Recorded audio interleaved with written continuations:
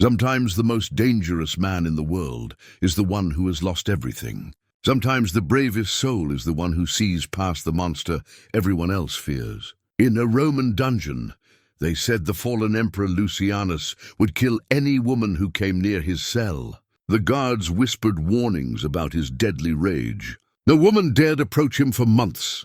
Then young Flavia was told to bring food to the prisoners. Her hands shook as she walked down those dark stone steps with a bowl of warm broth. But when she reached his cell, something unexpected happened. Instead of the killer they described, she saw a broken man with pain in his eyes. Night after night she returned with food. Each visit built trust between them. When the Senate came to execute him, he made one demand. What would a powerless emperor do to keep the woman who showed him kindness? Before we jump back in, tell us where you're tuning in from. And if this story touches you, make sure you're subscribed, because tomorrow I've saved something extra special for you. The morning mist clung to the hillsides surrounding the village of Tibur like a gentle shroud, softening the harsh edges of reality that had become Flavia's daily burden. She knelt beside the well in the center of the small settlement, drawing water that caught the first golden rays of dawn. Her hands, though young at 22, bore the calluses of hard work, evidence of a life spent in service to others. First to her ailing grandmother, then to her widowed mother, and now to the Roman fortress that loomed like a stone giant on the distant ridge. The wooden cross around her neck, worn smooth by years of worried fingers, caught the light as she bent to fill her clay vessel. It had been her grandmother's final gift, pressed into her palm with trembling hands, and a whispered prayer that love would always triumph over fear. "Remember, child," the old woman had said, her voice barely audible above the wheeze in her chest, "every soul deserves mercy, no matter how far they've fallen." Those words echoed in Flavia's mind as she made her way through the narrow streets of Tibur, past the baker already kneading dough for the day's bread, past the blacksmith stoking his forge, past the mothers hanging washing on lines stretched between modest homes built of sun-dried brick and hope. This had been her world for 22 years, predictable, humble, safe. Yet beneath the routine lay a current of desperation that grew stronger with each passing month. Her family's debt to the local magistrate had reached crushing proportions. Her father's death 3 years prior had left them with obligations they could never hope to meet through their small plot of land and her mother's weaving. When the opportunity arose to work in the fortress kitchens, carrying food to prisoners and soldiers alike, Flavia had accepted without hesitation. The pay was modest but steady, and it offered something precious in their circumstances: hope for survival. The Roman fortress of Castra Praetoria dominated the landscape like a monument to imperial power. Its massive stone walls, built from blocks quarried in distant mountains and hauled here by countless slaves, rose 30 feet into the sky. Guard towers punctuated the walls at regular intervals, their red-tiled roofs gleaming in the morning sun. The fortress had been constructed not just as a military outpost, but as a symbol, a reminder to all who looked upon it that Rome's reach was long and its grasp unforgiving. As Flavia approached the main gate, she could hear the sounds that had become familiar over her 6 months of service, the clank of armor as guards changed shifts, the snorting of horses in the stables, the rhythmic hammering from the armory where weapons were forged and repaired. The air itself seemed heavier here, thick with the weight of authority and the unspoken tensions that simmered beneath military discipline. Marcus Flavius, the head guard, waited for her at the gate as he did every morning. A man in his 40s, with graying temples and eyes that had seen too much of war's cruelty. He had developed a protective attitude toward Flavia that reminded her of the father she'd lost. His scarred hands gestured for her to approach, and she noticed the worry lines around his eyes seemed deeper today. "Flavia," he said, his voice carrying the rough authority of a career soldier, "we need to speak before you begin your duties." He guided her away from the other guards, his expression grave. "There's been talk among the men about the prisoner in the lower cells. The one we don't speak of by name." She knew immediately whom he meant. In 6 months of carrying food to various prisoners, thieves, deserters, the occasional political malcontent, there had always been one cell she was forbidden to approach. It lay at the end of the deepest corridor, shrouded in shadows and superstition. The guards spoke of it only in whispers, crossing themselves when they thought no one was looking. What kind of talk? Flavia asked, though she wasn't certain she wanted to hear the answer. Marcus's hand moved unconsciously to the hilt of his gladius. A gesture she'd learned meant he was deeply troubled. The man they brought here 8 months ago, he was once Emperor Lucianus. Perhaps you've heard the name. When she nodded, her eyes widening, he continued. He ruled Rome for 7 years before his brother and the Senate conspired against him. They say he was cruel, that he ordered executions without trial, that his temper was like a wild beast's. Flavia had indeed heard whispers of the former emperor, though the stories varied wildly, depending on who told them. Some painted him as a tyrant who bathed in the blood of his enemies. Others spoke of a ruler who had expanded Rome's borders and brought prosperity to the empire. The truth, she suspected, lay somewhere between legend and nightmare. They brought him here in chains, Marcus continued, his voice dropping even lower. 3 women have tried to bring him food over these months. The first ran screaming from his cell, claiming he tried to strangle her through the bars. The second simply refused to return after 1 visit, saying his eyes held the devil himself. The third, he paused, his weathered face troubled. The third was found unconscious outside his cell. She claimed he struck her, though how he managed it with his hands shackled, none could say. The weight of implication settled over Flavia like a cold cloak. She understood now why Marcus had pulled her aside, why his eyes held such concern. You're asking me to take food to him. The magistrate's orders, Marcus said with evident reluctance. The other servants refuse, and we cannot let even a fallen emperor starve. Roman law demands that prisoners be fed, regardless of their crimes. He placed a gentle hand on her shoulder. I would refuse if I could, child. Your grandmother was good to my wife when she was dying. I owe your family a debt of kindness. Flavia touched the wooden cross at her throat, feeling its familiar weight against her skin. Her grandmother's words echoed again, every soul deserves mercy. But did that include a man rumored to be a monster? Did Christian charity extend even to someone who might truly wish her harm? What exactly did he do? She asked. His crimes, I mean. Marcus's expression grew troubled. That's just it. The charges were never entirely clear. Conspiracy against the state, they said. Abuse of power. But the evidence was presented only to the Senate, never made public. His brother Marcus accused him of planning to dissolve the republic and rule as a god-king. He shook his head slowly. But I served under Lucianus during the Dacian campaigns. He was hard, yes, but fair. He never asked his men to do anything he wouldn't do himself. It's difficult to reconcile the man I knew with the monster they describe. The morning sun climbed higher, casting long shadows across the fortress courtyard. Soldiers went about their duties, their hobnailed boots echoing off the stone pavement.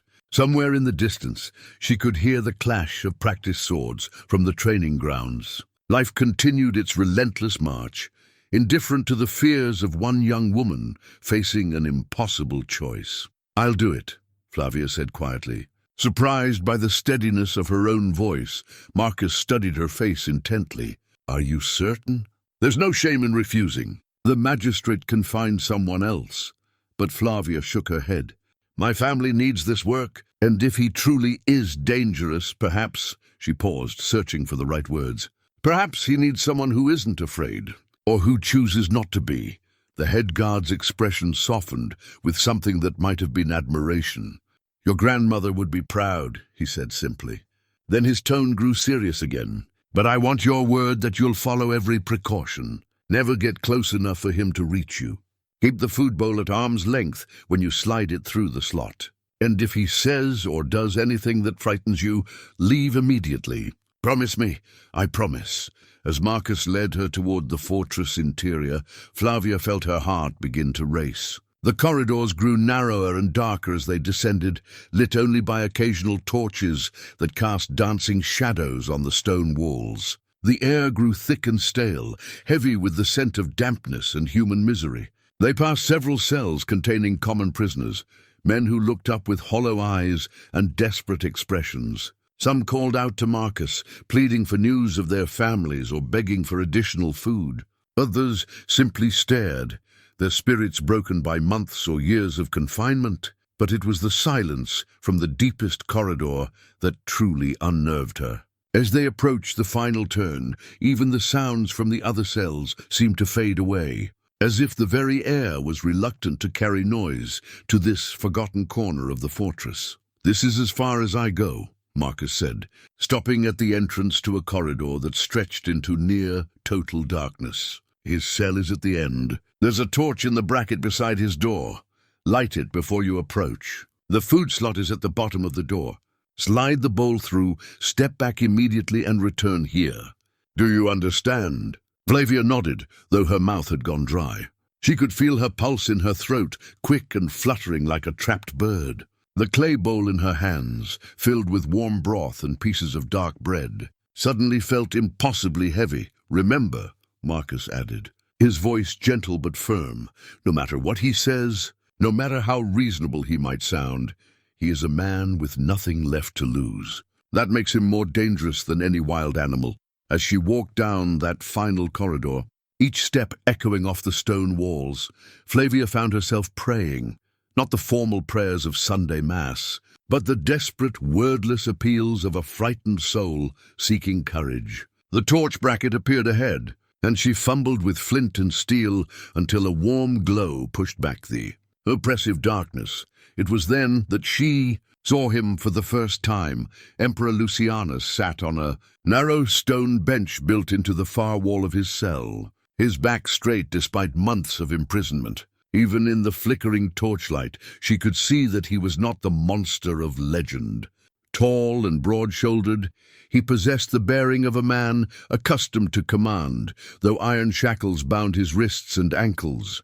His dark hair, longer now than any emperor would have worn it, framed a face that was strong-jawed and serious, but not cruel. When he looked up at her approach, his eyes, deep brown and startlingly intelligent, held no madness, no bestial rage.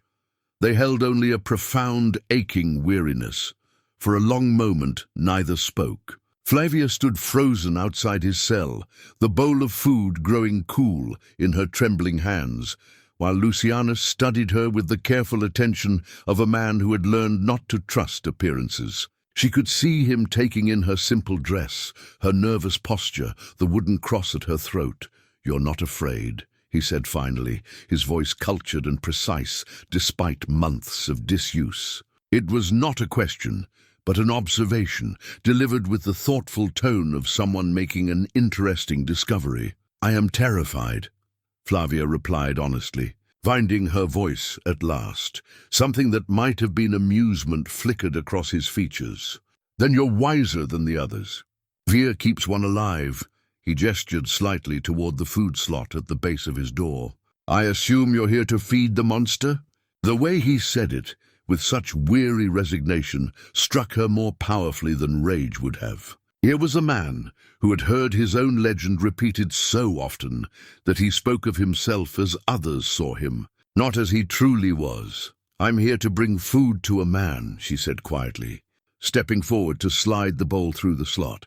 "Whether he's a monster or not, I suppose I'll have to judge for myself." As she straightened and stepped back, Lucianus moved forward to retrieve the bowl. Their eyes met through the bars, and in that moment something passed between them, a recognition, perhaps, of shared humanity in a place designed to strip it away. "What is your name?" he asked, settling back on his bench with the food. "Flavia." "Flavia," he repeated, as if testing the sound of it. "It means golden. Do you know that?" She shook her head, surprised by the question. "Your hair catches the torchlight," he explained simply. It seemed appropriate. He took a careful sip of the broth, and she saw genuine gratitude cross his features. "It's warm." The others always brought it cold. There was no accusation in the statement, no demand for explanation. He simply accepted what was given with the grace of a man who had learned to find meaning in small kindnesses. As Flavia turned to leave, she heard him speak once more. "Thank you, Flavia. Perhaps tomorrow you might stay long enough to tell me your thoughts on monsters. I find myself curious about your methods of judgment." Walking back through that dark corridor toward Marcus's waiting figure, Flavia felt her understanding of the world shift in ways she couldn't yet fully comprehend. The monster of legend was still a man, damaged, perhaps dangerous, but undeniably human. And in his eyes, she had seen something that would haunt her dreams and draw her back, again and again, to that forgotten cell at the end of the world.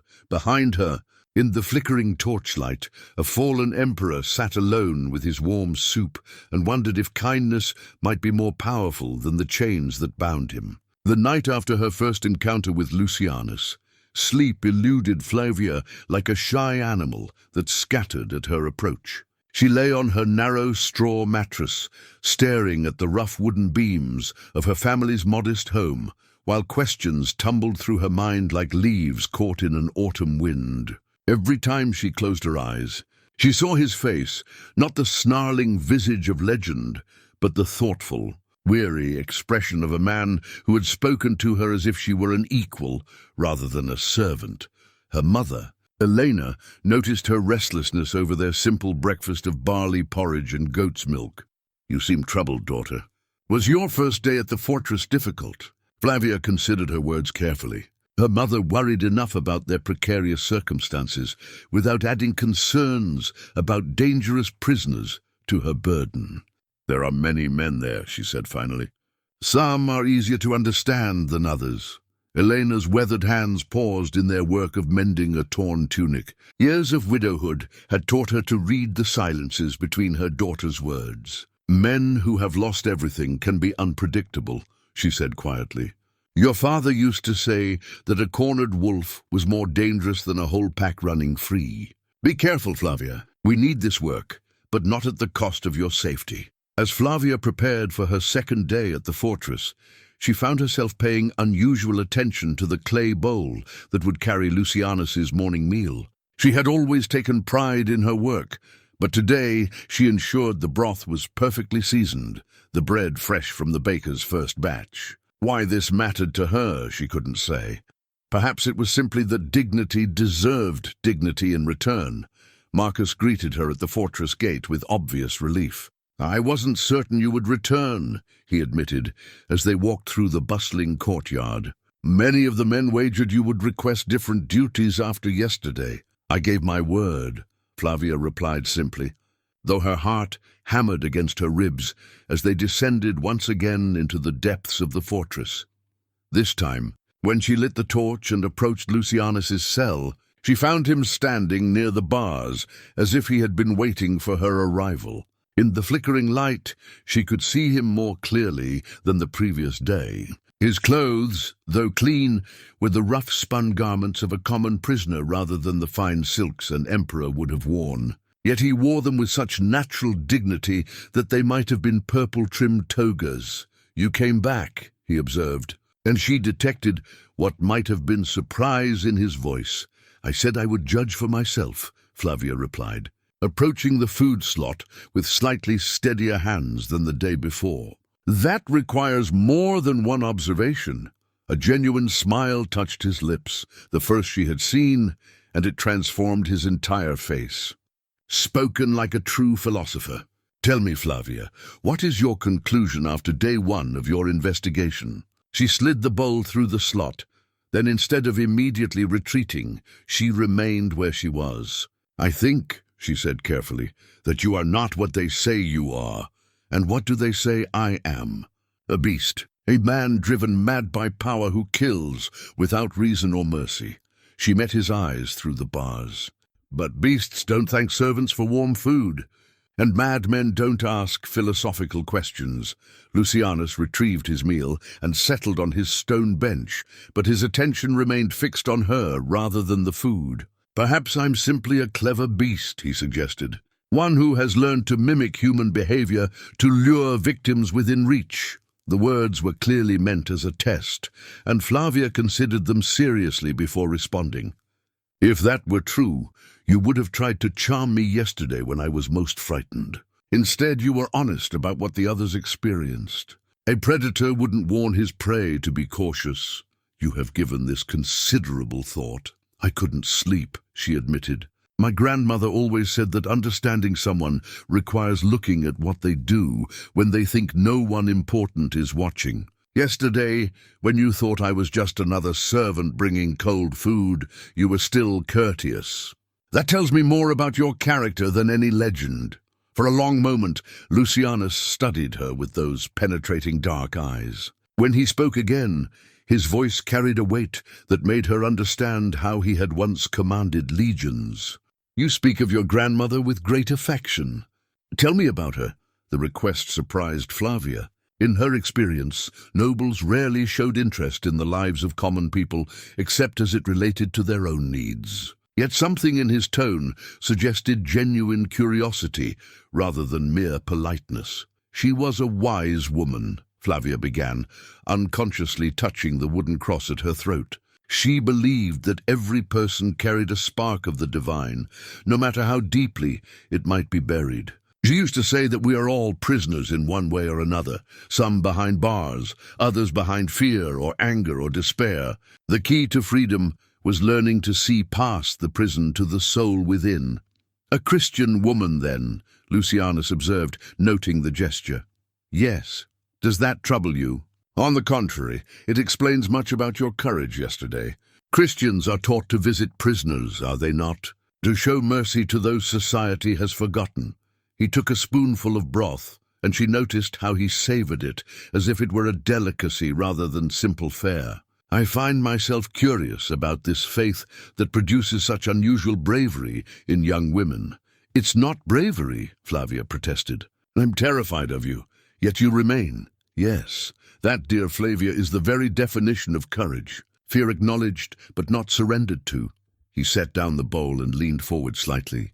May I tell you something that might increase your terror? Her throat constricted, but she nodded. The women who came before you were not lying about what happened. I did try to grab the first one through the bars. I did strike the third.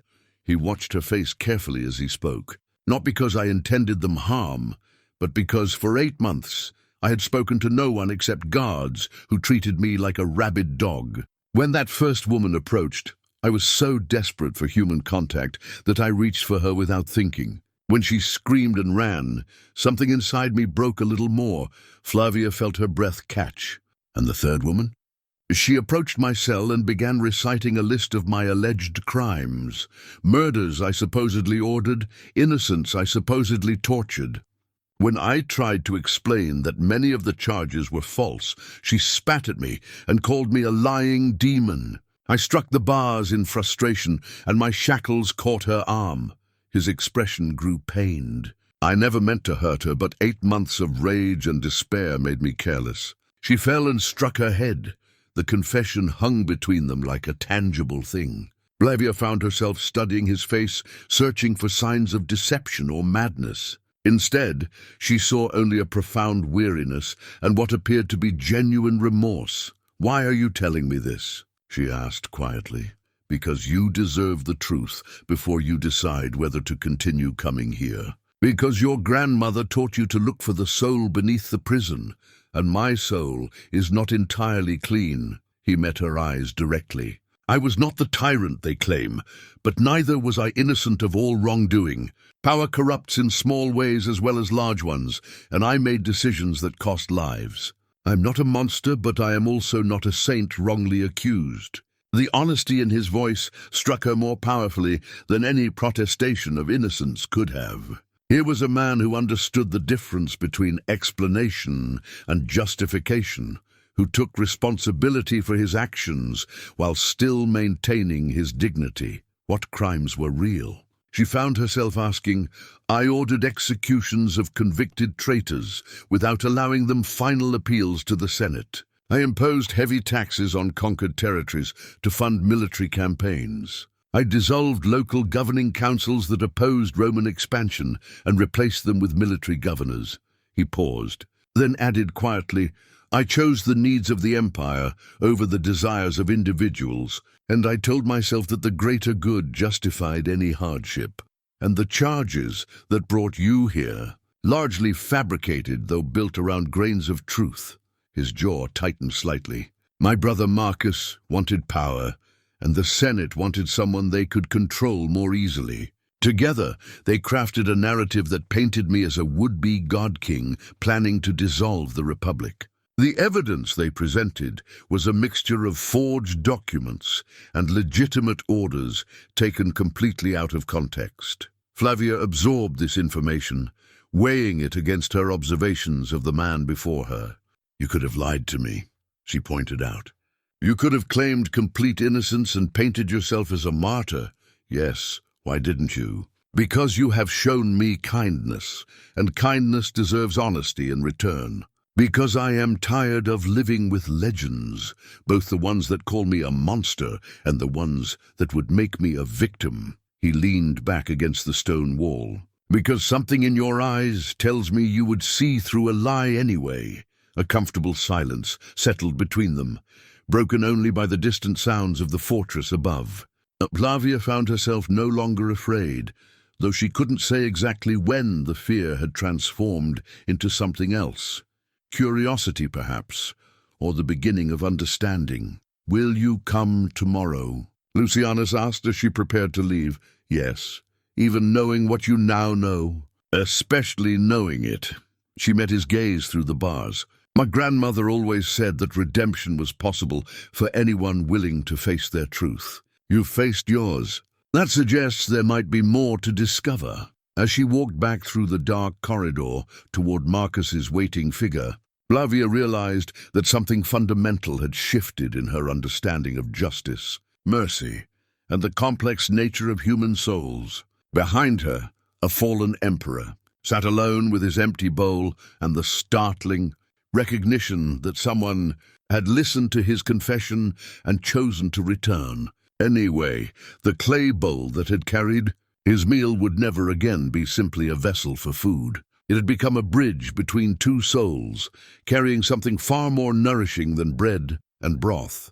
It carried the possibility of redemption, understanding, and perhaps even forgiveness. A week passed in a rhythm that began to feel as natural as breathing. Each morning, Flavia would arrive at the fortress with Lucianus's meal, and each day their conversations grew longer and more intimate. What had begun as duty transformed gradually into something she couldn't quite name, a connection that transcended the bars between them and the vast difference in their stations. On the 8th day, as she prepared his morning broth, Flavia found herself adding a small handful of herbs from her mother's garden, rosemary for remembrance, thyme for courage. She told herself it was simply to improve the flavor, but in her heart she knew it was an offering of care that went beyond mere sustenance. "You've changed the recipe," Lucianus observed when he tasted the broth.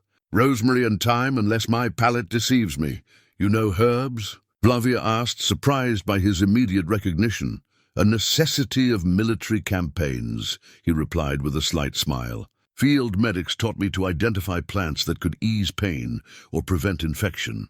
Rosemary also aids memory, appropriate for a man trying to preserve what remains of his past." She found herself returning his smile. "My grandmother's garden." She said these particular herbs brought clarity of thought and strength of spirit. Wise woman indeed. Lucianus set the bowl aside and leaned forward slightly. "Tell me about your village, Flavia.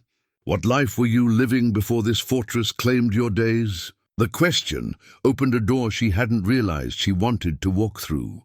She found herself describing the simple rhythms of Tibur, the morning bells that called people to prayer, the weekly market where farmers brought their harvest, the festivals that marked the changing seasons. She spoke of her mother's skill with a loom, creating cloth so fine that merchants came from distant cities to purchase it. She described her own small garden where she grew vegetables and flowers, the satisfaction of watching seeds transform into sustenance and beauty. "It sounds peaceful," Lucianus said when she paused. "A life built on creation rather than conquest." "It was," she agreed.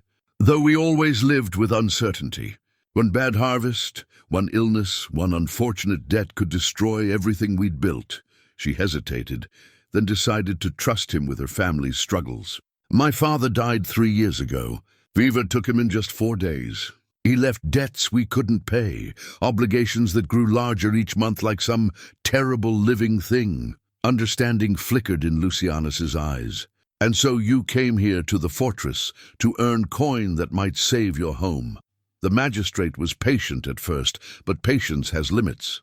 Working here provides enough to make small payments, to buy us time if nothing else.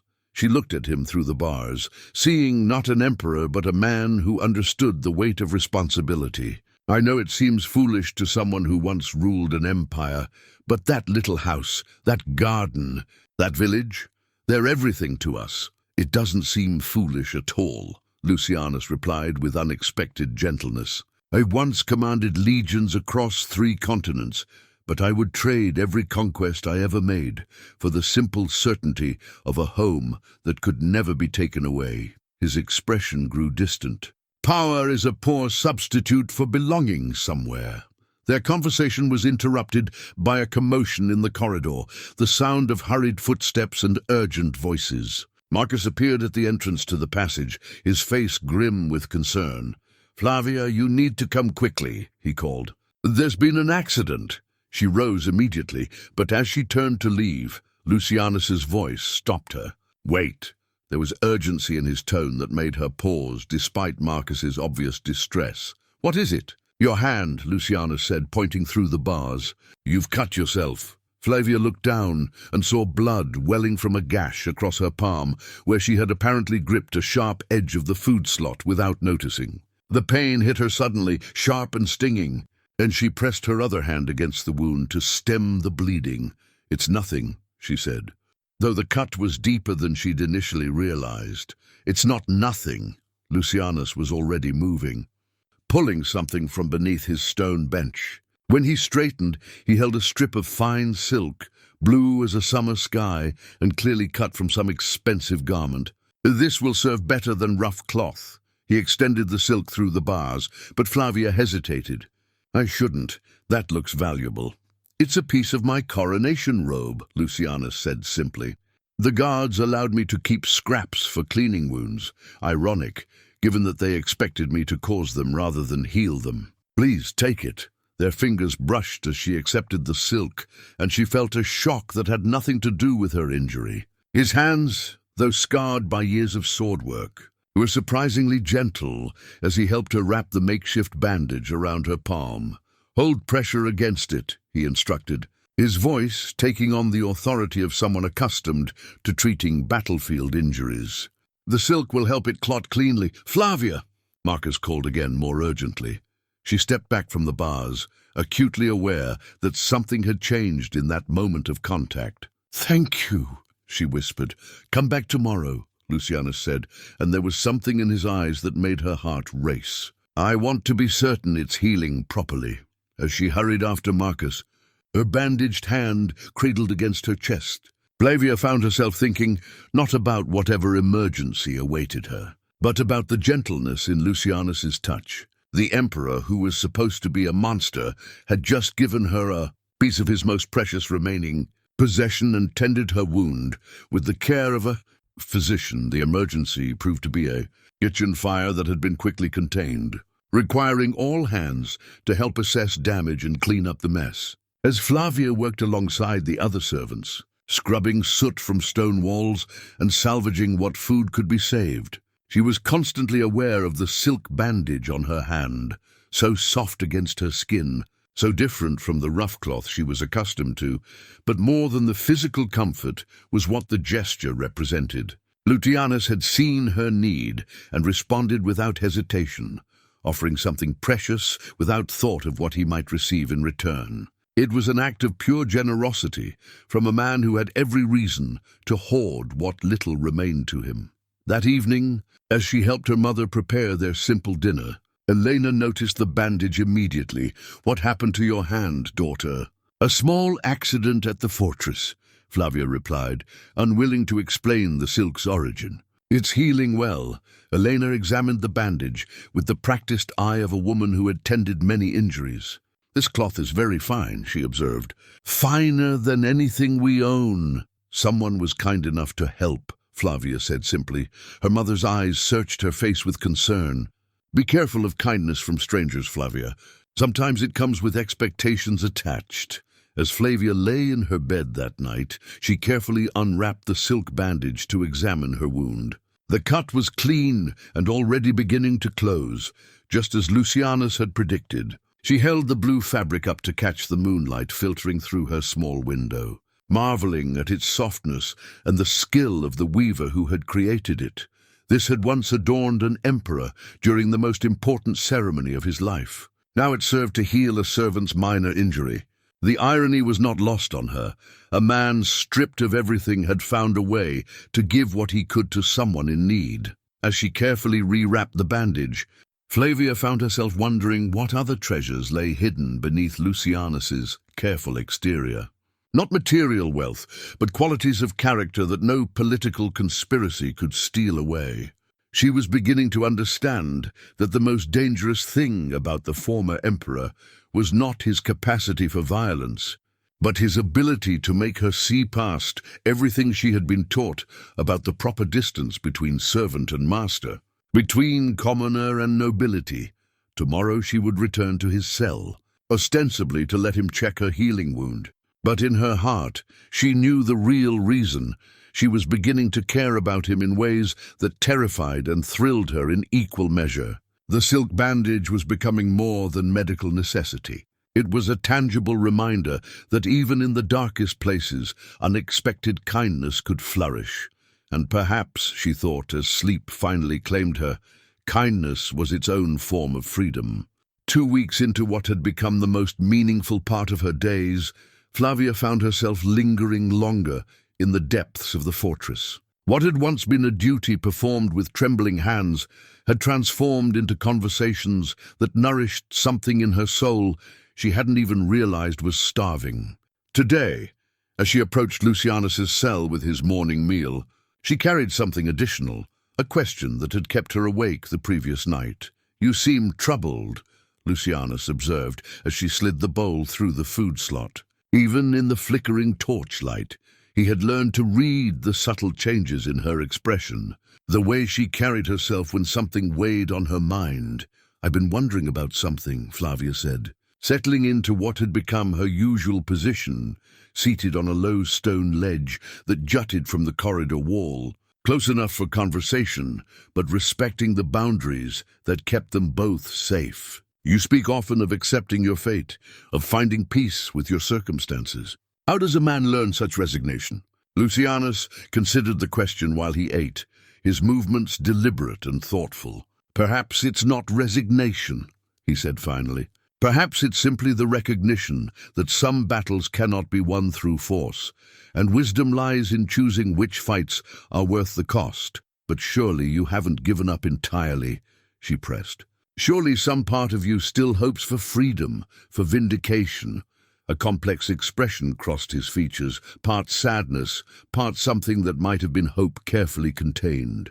"Hope is a dangerous luxury for a man in my position. It can drive one mad if allowed to flourish unchecked." He set down his spoon and looked at her directly. "But you ask about resignation, and I find myself curious about your own struggles with acceptance. Tell me about your family's debts, Flavia. How does a young woman carry such burdens without breaking under their weight?" The deflection was smoothly done, but she recognized it for what it was. A man protecting himself from questions that cut too close to wounded places in his heart. Yet she also heard genuine interest in his voice, and she found herself answering honestly.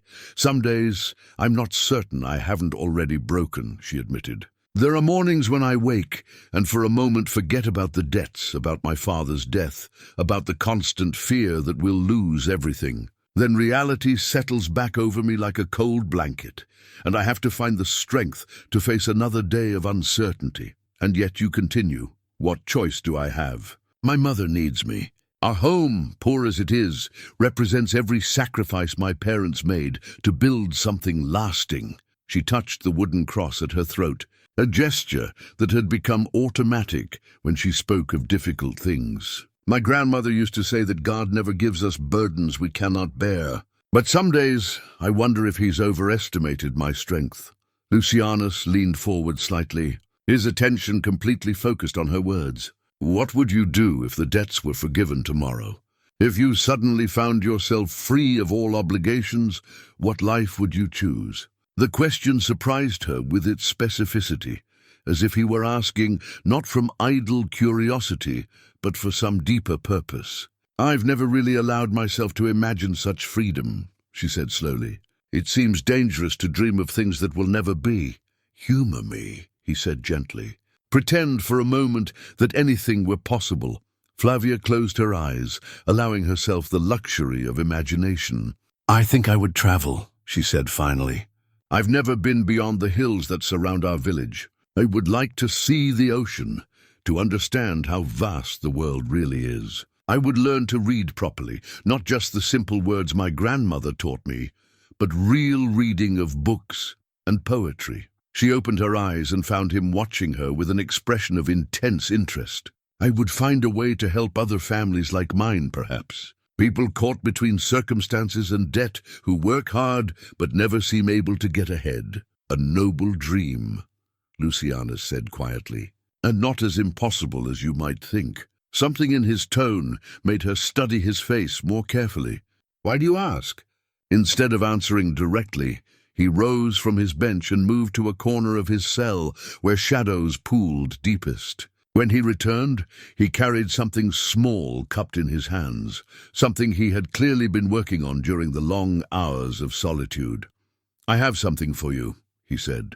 Extending his hands through the bars, Flavia approached cautiously and gasped when she saw what lay in his palms. It was a small bird, carved from what appeared to be a piece of bread crust and a thin splinter of wood, no larger than her thumb, but exquisitely detailed. Every feather was carefully etched, the tiny beak opened as if in song, the wings positioned as if caught in the moment of flight. It's beautiful, she whispered, gently taking the carving. But what did you use to carve something so intricate? A nail that worked loose from my bench, he explained. And patience, I have an abundance of that commodity. His expression grew serious. The bird is a dove, symbol of peace, but also of freedom. I want you to have it. I couldn't possibly please. The word carried weight, as if this gesture mattered to him more than she could understand. You have given me something I thought I'd lost forever. Conversation with someone who sees me as a man rather than a monster or a martyr. This dove represents something I can no longer possess myself. But perhaps it can carry my hopes for your future. Flavia cradled the tiny carving in her bandaged palm, marveling at the skill required to create something so delicate from such humble materials. Why a dove specifically? Because you remind me of one, Lucianus said simply. You came into this dark place bringing peace where others brought fear. You've shown me that even in the deepest prison, beauty and kindness can still exist. He paused, and when he spoke again, his voice was softer. And because doves are meant to fly free, not to be caged, even in golden cages, the weight of his meaning settled over her like a revelation. This was not simply a gift, but a message, perhaps even a promise of some kind. Lucianus, she began, then stopped, realizing she had used his name without title or formality for the first time. Yes. What you said about hope being dangerous, do you truly believe that? He was quiet for a long moment, studying her face in the torchlight. I'm beginning to think, he said finally, that some things are worth the danger. Some people are worth the risk of hoping again. The air between them seemed to shift, charged with something neither had quite acknowledged before. Flavia found herself acutely aware of the bars that separated them, of the impossible gulf between their stations, of the danger inherent in whatever was growing between them. I should go, she whispered, though every part of her wanted to stay. Will you come tomorrow? Yes, the word came without hesitation, carrying more weight than a simple promise of routine. As she made her way back through the dark corridors, the wooden dove clasped carefully in her hand, Flavia found herself thinking about freedom, not just the physical liberty that Lucianus had lost, but the emotional freedom she was discovering in his presence. For the first time in years, she was able to speak honestly about her fears, her dreams, her deepest thoughts. In return, she was glimpsing the man beneath the legend, complex, thoughtful, capable of creating beauty even in the darkest circumstances. That evening, as she helped her mother prepare their modest dinner, Elena noticed the small carving immediately. "Where did this come from?" she asked, examining the dove with careful attention. "Someone at the fortress made it," Flavia replied. "Not quite lying, but not revealing the full truth either. It's remarkably skilled work," Elena observed. "Whoever carved this has great talent and much patience." She looked at her daughter with concern. "Flavia, you seem different lately. Happier perhaps, but also distracted. Is there something you're not telling me?" The question hung in the air between them, loaded with a mother's intuition and worry. Flavia touched the dove gently, feeling its smooth surface beneath her fingers, and realized that she was indeed different. For weeks, she had been discovering parts of herself she never knew existed, courage she hadn't suspected, thoughts deeper than she'd imagined possible, feelings that both thrilled and terrified her. "I'm learning things about myself," she said finally, "about what I'm capable of, what I believe, what I want from life." Elena studied her daughter's face with the sharp attention of a woman who had raised a child alone through difficult years. "Be careful, my dear one. Sometimes growth comes with unexpected costs. Make sure you understand what you're willing to pay before you commit to a path you cannot easily leave." As Flavia prepared for sleep that night, she placed the wooden dove on the small shelf beside her bed where the moonlight could touch it. In the silvery glow, it seemed almost alive, as if it might spread its tiny wings and fly away into the night. But she had no desire for it to leave. Like the silk bandage that had wrapped her healing wound, the dove was becoming a tangible connection to something, someone who was changing her understanding of what her life could be. Tomorrow, she would return to that cell at the end of the world, carrying food and conversation to a man who was teaching her that even bars could not imprison the human spirit. And perhaps, she thought as sleep began to claim her, she was teaching him the same lesson. 3 weeks had passed since that first trembling journey down the dark corridor, and Flavia found herself living for those precious moments each morning when she could escape the weight of her daily struggles and lose herself in conversation with a man who challenged everything she thought she knew about the world. Today, however, something was different. Lucianus seemed restless, pacing the small confines of his cell like a caged wolf, his usually composed demeanor fractured by intention she had never seen before. "You're troubled," she observed, as she settled into her customary spot outside his cell. "More than usual." "Perceptive as always," he replied, but his attempt at lightness fell flat. He stopped his pacing and gripped the bars, his knuckles white with tension. "Flavia, there are things about my situation, about why I'm here, that I haven't told you. Things that might change how you see me." A chill ran down her spine, but she kept her voice steady. "What kinds of things?" Lucianus stared at the floor for a long moment, as if gathering courage for what he was about to reveal. "The conspiracy that brought me down. It wasn't simply about political power or the Senate's desire for a more malleable emperor. It was personal. Deeply, painfully personal. I don't understand. My brother Marcus," he began, his voice tight with old pain. "We were close once, closer than most siblings, perhaps because we lost our parents young and had only each other to rely on. When I became emperor, I named him my heir, trusted him with military commands, shared power with him in ways that many advisors warned against." Flavia waited, sensing that interruption would shatter whatever resolve he had built to tell this story. "For 6 years, I believed we ruled together in perfect harmony. Marcus commanded the Eastern legions, while I focused on governance and expansion in the West. We corresponded regularly, shared strategies, celebrated victories together." His grip on the bars tightened. "I never saw the resentment growing. Never realized that being second in command to a brother felt like humiliation to him rather than honor. What changed?" "A woman," Lucianus said simply. "Isn't it always?" Her name was Livia, a senator's daughter, beautiful and intelligent, with political connections that could benefit either of us greatly. I was considering marriage, thinking it might finally give me the domestic stability that seemed to elude emperors. Marcus had met her during his time in Rome, and I asked his opinion of the match.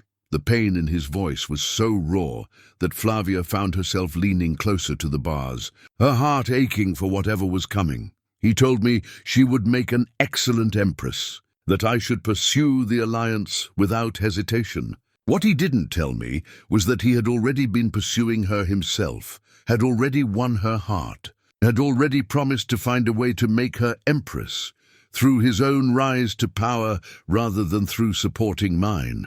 Understanding dawned in Flavia's mind like a cold sunrise. He used your interest in her as the foundation for his conspiracy. Brilliant, wasn't it? Lucianus's laugh was bitter.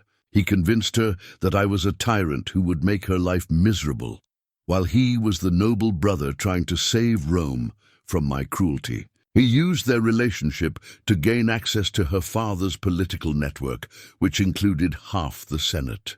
Together, they crafted the narrative of my supposed crimes, forged documents that seemed to prove my intentions to dissolve the Republic, and built a coalition strong enough to bring me down. But surely some people knew the truth. A few, he acknowledged. But Marcus was careful to discredit them before they could speak effectively in my defense. Those who couldn't be discredited were quietly eliminated, made to look like accidents or natural deaths. By the time I realized what was happening, it was too late to counter the momentum he had built. Flavia absorbed this revelation, trying to reconcile the political complexity with the man she had come to know. The woman, Livia, did she truly believe you were what Marcus claimed? I think she wanted to believe it, Lucianus said sadly. It's easier to justify betrayal when you convince yourself that the person you're betraying deserves it. And Marcus is persuasive, charming in ways I never learned to be. He could make anyone believe that black was white if it served his purposes. They sat in silence for several minutes, the weight of his confession settling between them like a physical presence. Finally, Flavia spoke. Is that why you find it difficult to trust? Why you seem surprised each day when I return? Partially. He moved away from the bars and sat heavily on his stone bench. When the person closest to you, the one you would have died to protect, orchestrates your destruction, it changes how you see the world. It makes you question every gesture of friendship, every expression of loyalty. But you've trusted me with this story. Yes, he said quietly. And I'm not entirely certain why. Perhaps because you have nothing to gain from my confidence except the burden of carrying my secrets. A thought occurred to Flavia, and she leaned forward with sudden urgency. Lucianus, if Marcus went to such elaborate lengths to destroy you, why are you still alive? Why imprison you rather than simply execute you immediately? His expression grew thoughtful. An excellent question, and one that has puzzled me greatly. By Roman law, I should have been executed within days of my conviction. Instead, I've been held here for 8 months, almost as if what? As if someone wants me alive for a reason I don't yet understand. He stood and began pacing again, his mind clearly working through possibilities. Or as if they're waiting for something, some event or revelation that requires my continued existence. Before Flavia could respond, the sound of approaching footsteps echoed through the corridor. But these were not Marcus's familiar boots. These steps were lighter, more numerous, accompanied by the clink of mail and the authoritative voices of men accustomed to command. Someone's coming, she whispered, rising quickly from her seat. Go, Lucianus said urgently. Quickly through the side passage. Don't let them see you here. But it was too late. As Flavia turned toward the corridor entrance, 3 figures emerged from the shadows, Marcus himself, flanked by 2 guards she didn't recognize. The head guard's expression was grim as he took in the scene. Flavia standing close to the prisoner's cell, the obvious signs of extended conversation. What is the meaning of this? Marcus demanded, his voice carrying the sharp edge of authority. Flavia, you were instructed to deliver food and depart immediately. How long have you been lingering here? I was just, she began, but Marcus cut her off with a gesture. Answer the question. How long? A few minutes, she lied. Though her voice trembled with the deception, Marcus studied her face with the calculating gaze of a man who had built his career on reading people's intentions. A few minutes to deliver a single bowl of food. He stepped closer, and she caught the scent of wine on his breath despite the early hour. What exactly have you been discussing with our prisoner? Nothing of importance, Flavia said, forcing herself to meet his eyes despite her fear. He asked about the weather, about news from the village. Simple things, Marcus repeated mockingly. He turned to Lucianus, who had remained silent during this exchange. And you, brother, what simple things have captured your interest in this young woman's conversation? She brings news of the outside world, Lucianus replied evenly. After 8 months of isolation, even discussions of weather seem precious. The two brothers stared at each other through the bars, and Flavia found herself witnessing something far more complex than sibling rivalry. There was history in that look, shared childhood, mutual betrayal. Love corrupted into something twisted and dangerous. Marcus, one of the guards, said quietly. We should proceed with the inspection. Marcus nodded, but didn't break eye contact with his brother. Indeed, Flavia, you will come with us. I have questions about these simple conversations of yours. As they led her away from Lucianus's cell, Flavia caught one last glimpse of his face through the bars. His expression was carefully controlled, but she could see the worry in his eyes, not for himself, but for her. In that moment, she realized that whatever was growing between them had moved beyond mere friendship or fascination. She was beginning to love him, and he was beginning to love her in return. And in the dangerous world of Roman politics, love was the most perilous luxury of all.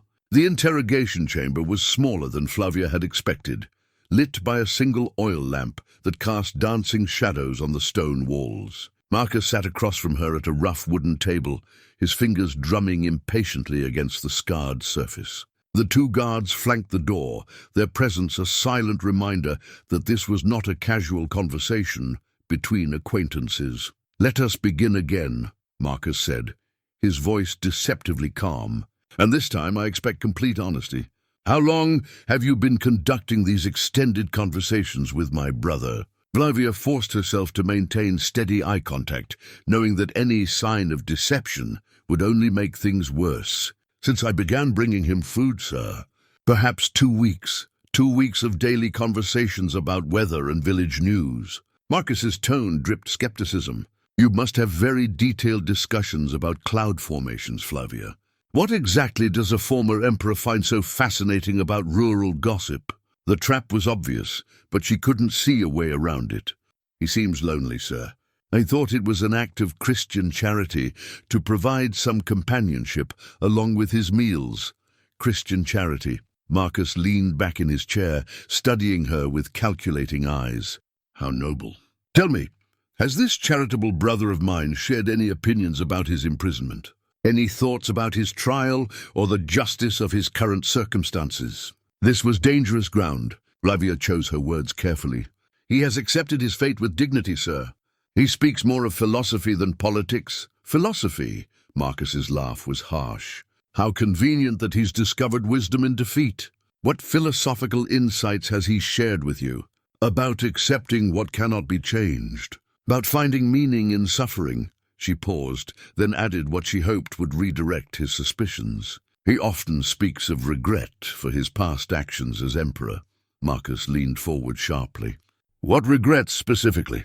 Decisions that cost lives. Taxes that were too heavy. The burden of power itself.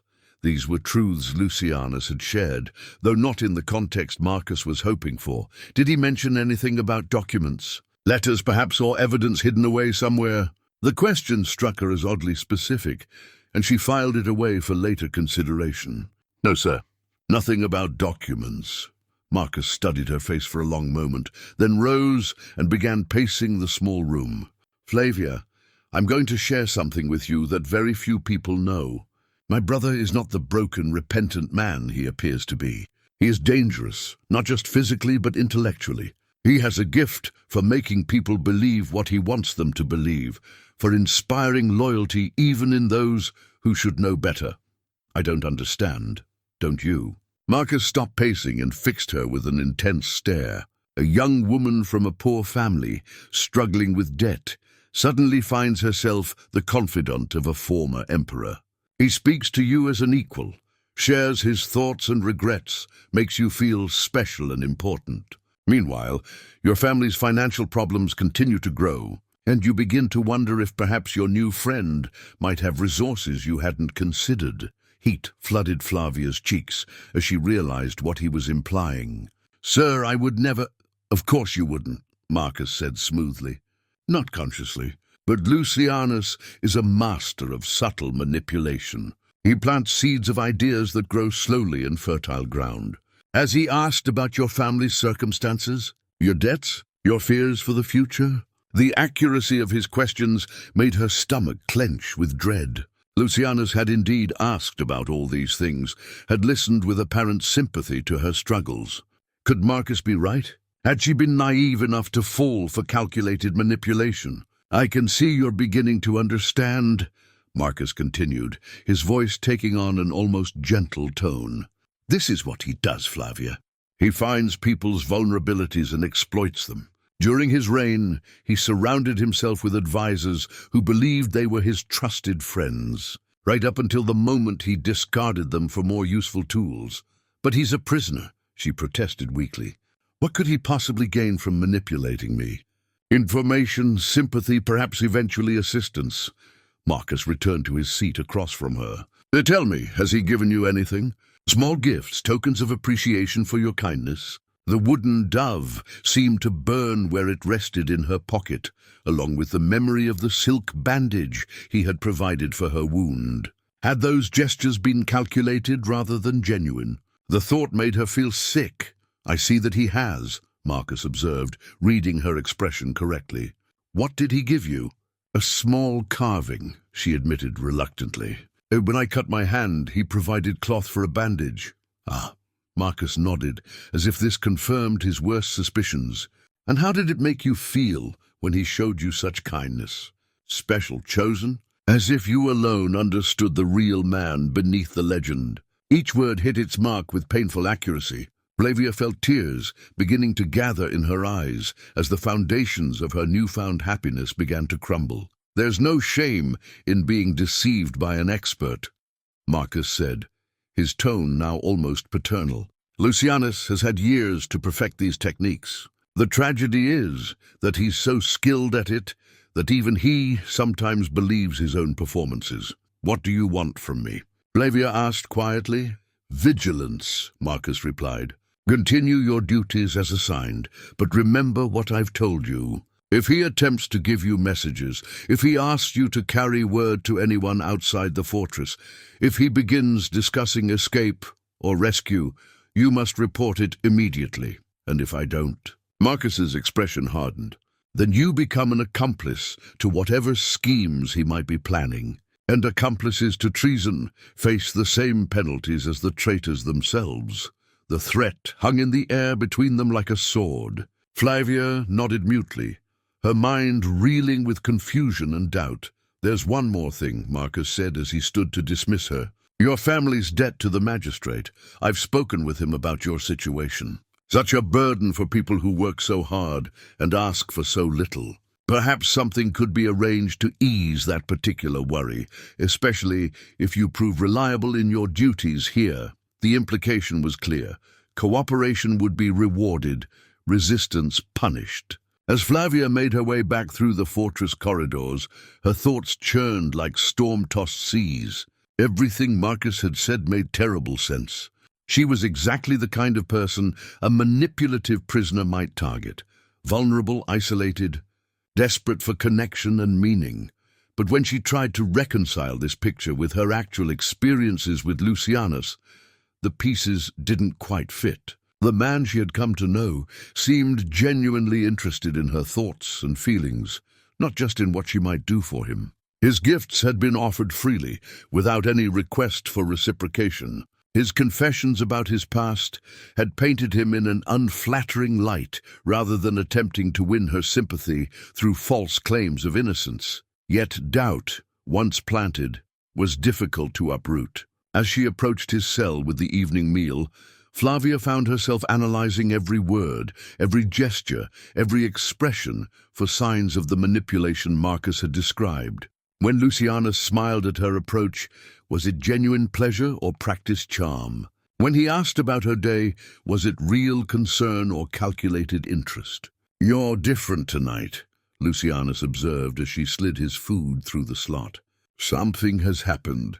Even this simple observation now seemed suspect. Was he truly perceptive, or was he skilled at reading the moods of people he intended to use? "Marcus spoke with me today," she said carefully, watching his reaction. Lucianus's expression grew immediately grave. "What did he want?" "He wanted to know about our conversations, about whether you had given me anything or asked me to carry messages." "And what did you tell him?" "The truth." She paused, then decided to test him. "He said you were manipulating me, that everything, the gifts, the conversations, the kindness, was calculated to make me useful to you." For a long moment, Lucianus said nothing. When he finally spoke, his voice was quiet and thoughtful. "What do you think, Flavia?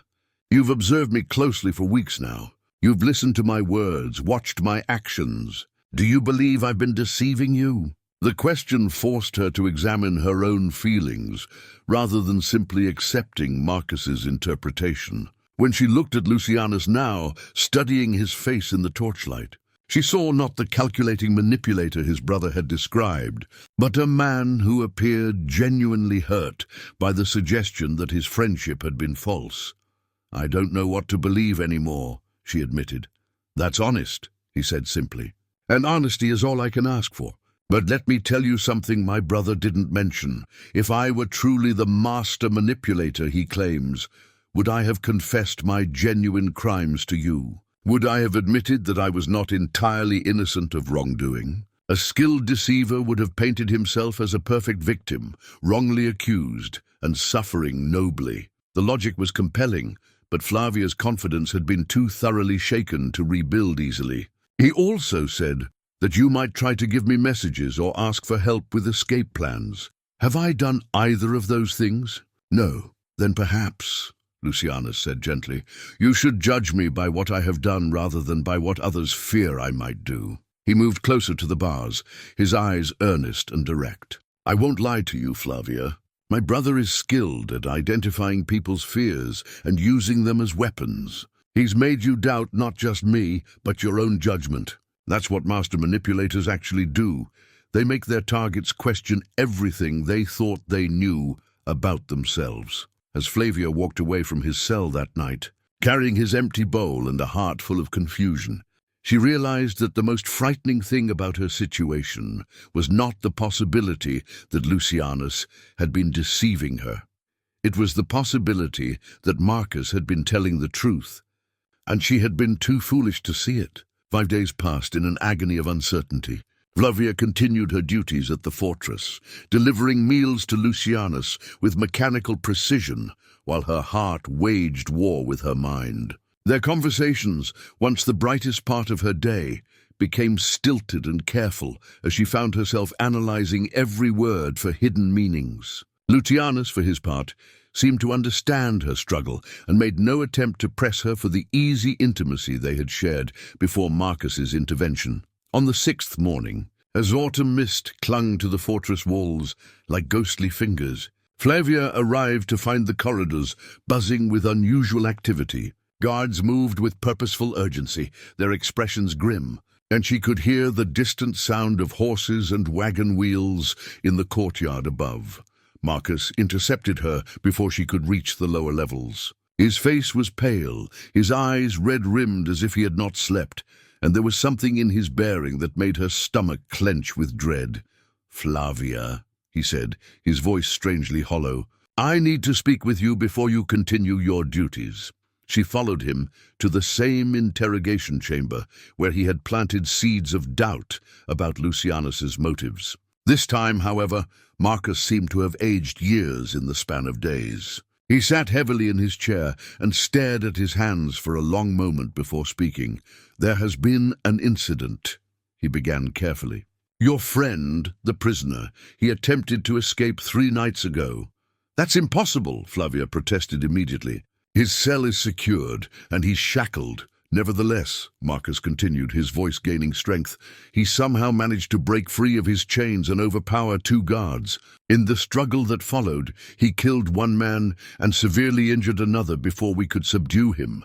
The words hit Flavia like physical blows. She found herself shaking her head in denial, even as Marcus pulled out a piece of parchment bearing official seals. "This is the magistrate's order for immediate execution," he said, placing the document on the table between them. "The prisoner's actions have proven beyond doubt that he remains a dangerous threat to the security of this fortress and everyone within it." "I don't believe you," Flavia whispered, though her voice lacked conviction. "Lucianus would never. He's not violent, isn't he?" Marcus leaned forward, his eyes intense. "Did you not tell me yourself that he expressed regret for decisions that cost lives? A man capable of ordering executions as emperor is certainly capable of killing guards when his freedom is at stake." But even as doubt crept into her mind, something about Marcus's story felt wrong. If this happened 3 nights ago, why am I only hearing about it now? Why have I been allowed to continue my duties? "Because the prisoner specifically asked for you," Marcus replied, watching her face carefully. "Even facing execution, he requested the opportunity to speak with you one final time. The magistrate, in his mercy, has agreed to grant this request before the sentence is carried out." "When?" "Now. Today. The execution is scheduled for noon." Marcus stood, his expression a mixture of what appeared to be genuine regret and grim satisfaction. "You have perhaps an hour to say whatever farewells you deem appropriate." As they made their way toward the lower levels, Flavia's mind raced with questions that had no satisfactory answers. If Lucianus had truly attempted escape and killed guards in the process, why did she feel such certainty that something was wrong with this picture? Why did Marcus seem nervous rather than simply vindicated in his warnings about his brother's dangerous nature? The corridor leading to Lucianus's cell was unusually deserted. No guards stood at their posts. No torches flickered in their brackets except for the single flame outside his door. In the dancing light, she could see him sitting on his stone bench, but something about his posture seemed different, defeated in a way she had never seen before. "Lucianus," she called softly as she approached the bars. He looked up, and her heart clenched at what she saw. His face was bruised, his lips split, and there were dark stains on his rough prison garb that could only be blood. But it was his eyes that truly alarmed her. They held a hollowness that spoke of despair so complete it seemed to have drained the life from him. "Flavia," he said, his voice hoarse. "I wondered if you would come. Marcus told me what happened," she said carefully. "About the escape attempt, about the guards." "Did he?" Lucianus rose slowly, moving like a man whose body had been pushed beyond its limits. "And what exactly did my dear brother tell you about that night?"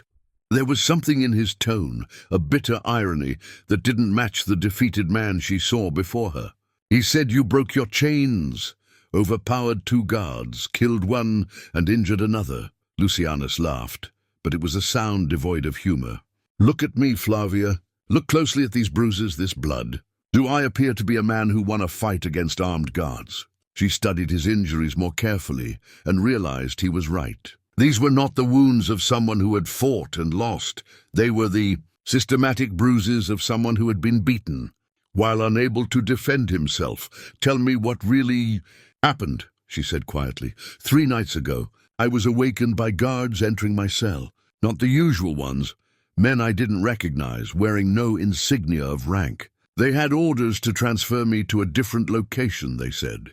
When I asked to see written authorization, they became violent. He touched his split lip gingerly.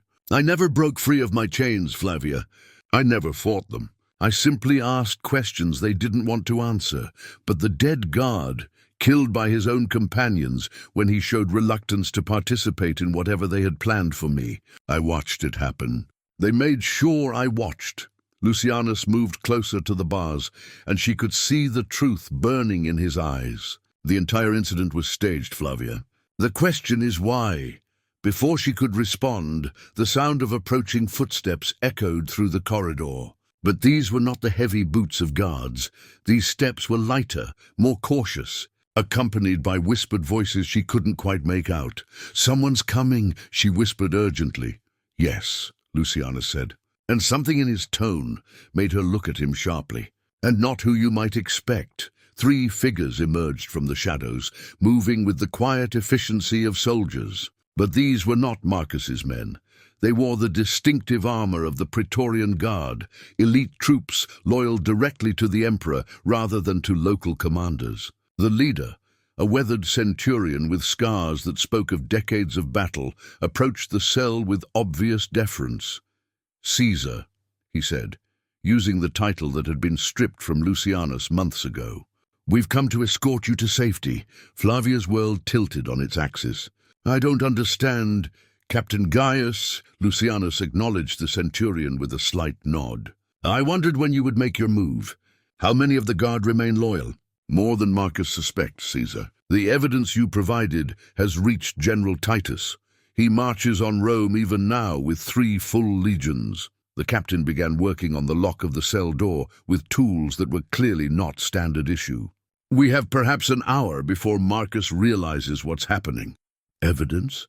Flavia stared at Lucianus in shock. "What evidence?" Lucianus met her eyes, and she saw in them an apology for deception she was only beginning to understand. "The documents I mentioned to Marcus's interrogators, proof of his embezzlement from the imperial treasury, correspondence with senators detailing their conspiracy, records of bribes paid and murders ordered." He gestured toward a loose stone in the corner of his cell. "Hidden there since the day they brought me to this place. But when did you? Flavia's thoughts tumbled over each other as she tried to process this revelation. "The loyal guards who have been watching over me these months," Lucianus explained as Captain Gaius freed him from his shackles. "Men like our dear captain here, who served with me in Dacia and knew the charges against me were fabricated. They've been gathering evidence, building a case, waiting for the right moment to act." The cell door swung open, and for the first time in 8 months, Lucianus stepped beyond the bars that had confined him. But instead of rushing toward freedom, he moved toward Flavia, his expression intense with urgency. "The beating 3 nights ago wasn't random cruelty," he said, taking her hands in his. "Marcus discovered that some of his correspondence was missing. He was trying to force me to reveal where I had hidden it, to name my accomplices within the guard. When I refused to break, he decided to accelerate his timeline. Timeline for what? My execution, officially. But Marcus had no intention of allowing me to live long enough to speak at a public trial. The plan was to kill me during a staged escape attempt and claim I died resisting arrest." Lucianus's grip on her hands tightened. "What he didn't anticipate was that my loyal guards would act first." Captain Gaius cleared his throat urgently. "Caesar, we must move. Marcus will soon discover that his night watch has been replaced." But Lucianus remained focused on Flavia, his eyes searching her face. "I know this changes everything between us. I know you feel deceived, and you have every right to that anger. But I need you to understand, every moment we shared, every conversation, every gesture of kindness, all of that was real. My circumstances were false, but my feelings for you never were." "You're telling me you're still emperor?" Flavia asked, her voice barely audible. "I'm telling you that justice has a longer memory than my brother anticipated," Lucianus replied. "And that sometimes the truth takes time to surface, but it cannot be buried forever." The sound of running feet and shouted orders began to echo from the upper levels of the fortress. Marcus had discovered the deception, and time was running out. "Flavia," Lucianus said urgently, "I need you to make a choice. Come with us now, and you'll be under my protection when this ends. Stay here, and Marcus will use you as leverage against me." or worse, eliminate you as a witness to his crimes. I can't, this is all happening too fast. Caesar, Captain Gaius interrupted. We cannot delay longer. Lucianus released her hands and stepped back, his expression filled with pain but also understanding. Then go, he said quietly. Return to your village, to your mother, to safety. When this is over, when justice has been served, I will find you. And if you can forgive the deceptions that circumstances forced upon me, perhaps we can discover what truth looks like between us. As the sound of pursuing guards grew closer, Flavia watched the man she had thought she knew transform before her eyes. The careful prisoner became a commanding emperor. The resigned philosopher became a leader ready to reclaim his throne. And she realized that while much had been hidden from her, the essential core of who he was, the kindness, the intelligence, the capacity for love, all of that remained unchanged. Go, she whispered, stepping back toward the shadows. Go and may God protect you. The last thing she saw before the loyal guards spirited him away into the labyrinthine depths of the fortress was Lucianus looking back at her with eyes that held both gratitude and an unspoken promise. When Marcus arrived, moments later with a dozen armed men, he found only an empty cell and a young woman whose world had just been turned completely upside down. The wooden dove in her pocket seemed to pulse with new meaning, as she realized that sometimes the most caged bird was the one who still knew how to fly free. The chaos that erupted in the fortress following Lucianus's escape was unlike anything Flavia had ever witnessed. Guards ran through corridors shouting contradictory orders. Horses thundered out of the courtyard in pursuit of shadows, and Marcus's voice could be heard above it all, bellowing commands that grew increasingly desperate with each passing hour. Flavia found herself confined to a small chamber near the fortress's administrative quarters, not quite a prisoner, but certainly not free to leave. A single guard stood outside her door, ostensibly for her protection, though she suspected his real purpose was to prevent her from carrying word of recent events to the outside world. Through her narrow window, she could see the controlled pandemonium in the courtyard below, as Marcus struggled to maintain authority over a situation that was rapidly spiraling beyond his control. As the day wore on, disturbing reports began to filter through the fortress. A messenger arrived with news that General Titus's legions had crossed the Rubicon and were marching toward Rome with unprecedented speed. Another brought word that several key senators who had supported Marcus's coup were now questioning the evidence against Lucianus and demanding a formal review of the charges. Most troubling of all, from Marcus's perspective, was the growing number of fortress guards who seemed to have developed sudden illnesses or pressing family emergencies that required their immediate departure. By evening, the guard outside Flavia's door had been replaced 3 times, each new man seeming less certain of his orders than the last. When the final guard, a nervous young soldier who couldn't have been much older than herself, brought her evening meal, she noticed his hands trembling as he set down the simple wooden bowl. "Difficult day?" she asked gently. The guard glanced around nervously before responding in a whisper. "Miss, there are things happening here that I don't understand. Orders that change from hour to hour, men disappearing without explanation. Some of us are beginning to wonder if we've been serving the wrong master." Before Flavia could respond, the sound of approaching hoofbeats echoed through the window. She moved to look out and saw a sight that made her heart race. A column of riders approaching the fortress under torchlight, their armor gleaming with the unmistakable quality of elite troops. At their head rode a figure she didn't recognize, but whose bearing suggested supreme authority and confidence. "General Titus," the young guard breathed, following her gaze. "The legends say he's never lost a battle, never abandoned a loyal soldier." Within minutes, the fortress was in complete upheaval. The sound of the main gates opening echoed through the stone corridors, followed by the measured tread of disciplined troops taking control of key positions. Flavia could hear Marcus's voice, no longer commanding but pleading, as he attempted to negotiate with forces that clearly outmatched his remaining resources. Her door opened without ceremony, and Captain Gaius stepped inside, still wearing the armor of the Praetorian Guard, but now openly displaying his allegiance. Behind him stood two more soldiers, their expressions respectful but alert. "Miss Flavia," the captain said with formal courtesy, "Emperor Lucianus requests your presence in the fortress's great hall. You are, of course, free to decline, but he wishes to speak with you before final arrangements are made regarding this fortress and its former commander." "He's here?" Flavia asked, her heart beginning to race. "He arrived with General Titus an hour ago. The fortress has been secured, and Marcus is currently under guard pending formal charges." Captain Gaius paused, studying her face carefully. "The Emperor asked me to assure you that you are under his protection, regardless of your decision about this meeting. Your safety is guaranteed, as is your freedom to return to your village whenever you choose." As they walked through corridors that had been transformed from a prison into something resembling a temporary imperial palace, Flavia marveled at the efficiency with which Lucianus's forces had taken control. Guards who had served Marcus now stood at attention as representatives of the rightful emperor passed, their expressions suggesting relief rather than defeat. Servants moved purposefully through the halls, replacing Marcus's personal standards with the imperial eagles that had been absent for so many months.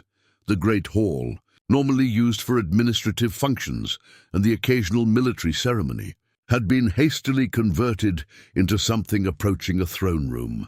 Torches blazed from every bracket, banishing the shadows that had seemed to permeate the fortress for so long.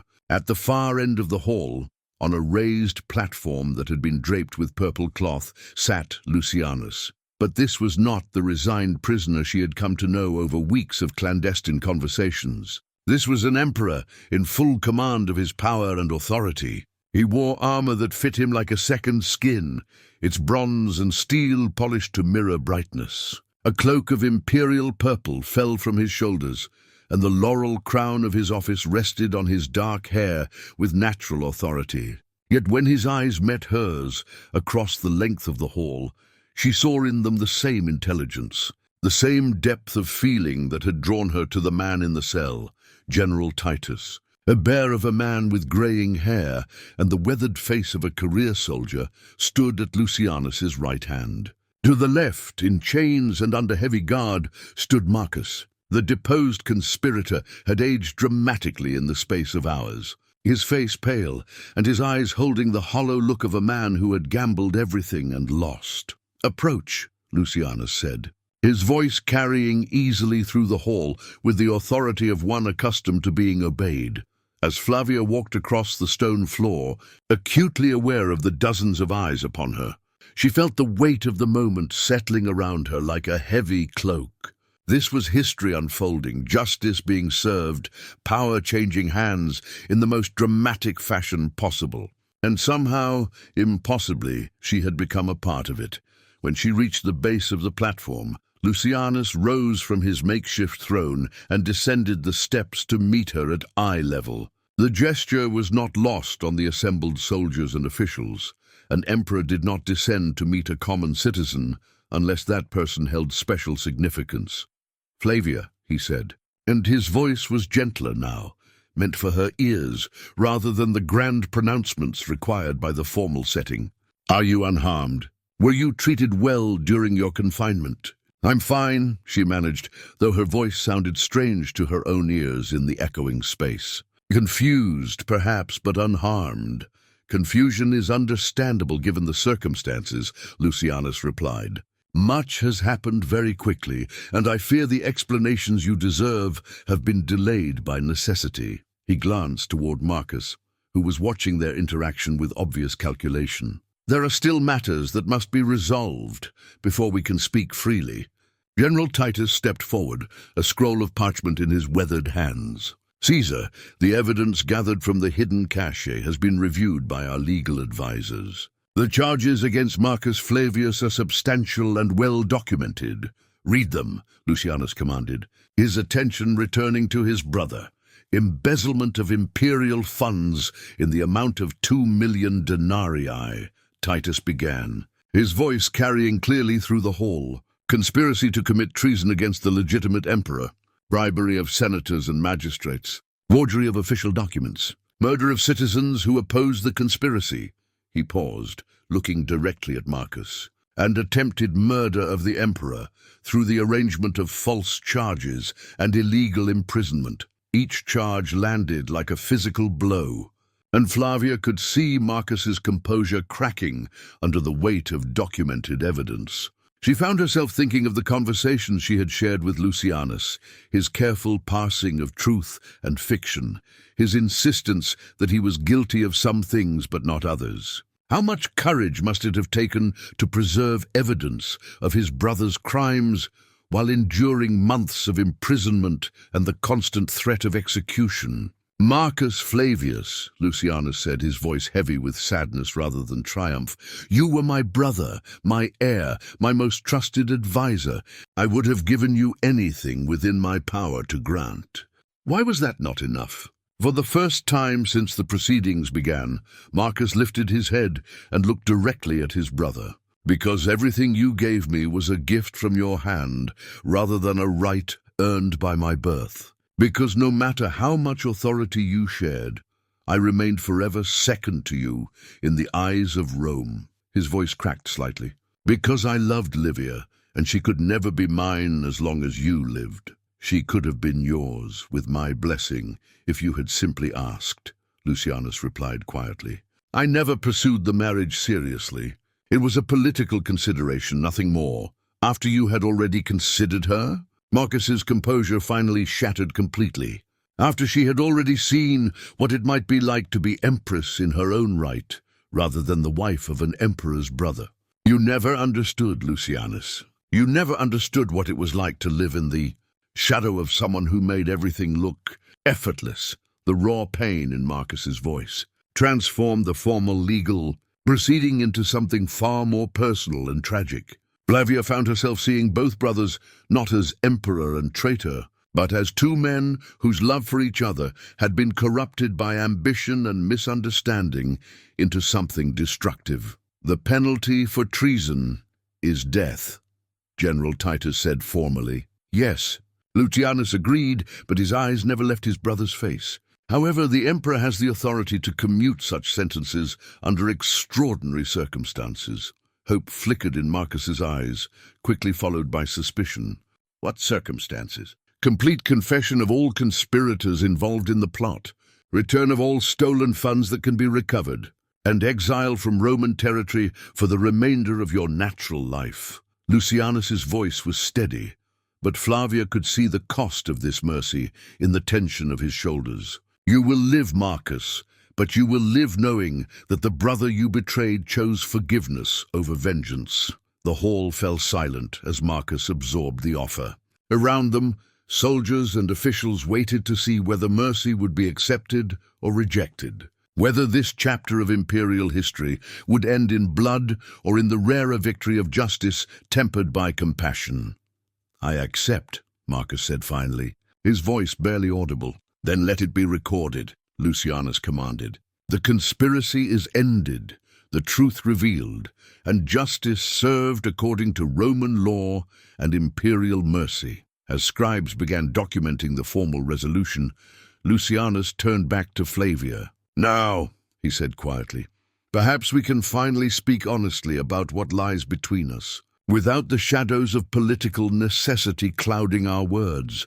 But even as relief flooded through her at the peaceful resolution of the crisis, Flavia found herself wondering what honest conversation looked like between a village girl and an emperor whose throne had just been restored. The wooden dove in her pocket seemed to whisper of freedom, but freedom to fly where and toward what kind of future? The greatest challenge, she realized, was not behind them, but ahead, learning how to love across a divide that had only grown wider now that he was no longer a prisoner, but once again the most powerful man in the world. The private chamber where Lucianus led her was a stark contrast to the formal grandeur of the great hall.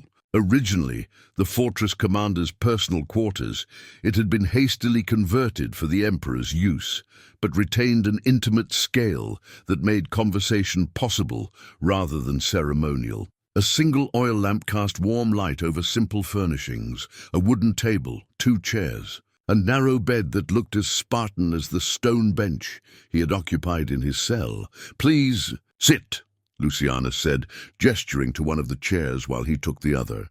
Without the formal trappings of imperial power, wearing a simple tunic instead of armor and crown, he looked more like the man she had come to know during those precious morning conversations. Yet something had changed in his bearing, a confidence restored, a burden lifted, that reminded her of the vast distance that now separated their stations.